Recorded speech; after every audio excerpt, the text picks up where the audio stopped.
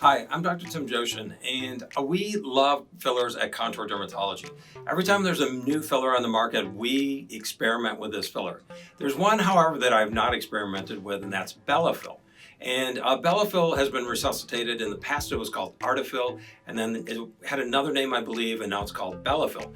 Now, people come to me and ask me about this filler all the time because they're like, I want that Bellafill because it lasts forever. And the reason I have not introduced it into my practice are for two simple reasons. First of all, it's a bovine-derived filler. And what that means is it comes from cows.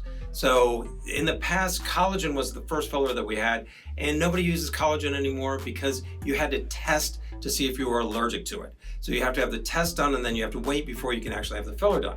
So they're putting these beads, these plastic beads, into an old filler. So that's number one reason. I don't like the fact that you could have an allergic reaction to the bovine collagen.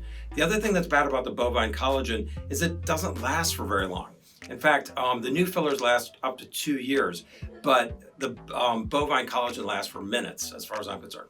The other thing is it has polymethyl methacrylate spheres in it. And these are basically ground up contact particles, if you want to think of it this way, which are plastic little beads. And the idea is that these beads get placed into your tissue and they stimulate some scar tissue to form.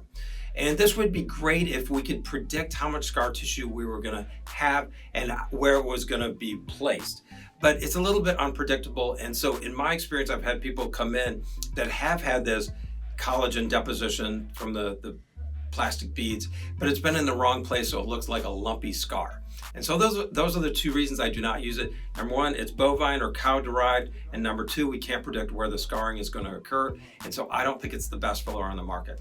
Here at Contour Dermatology, we have a lot of other fillers that we do use that I love, and we'll be talking about those in future videos.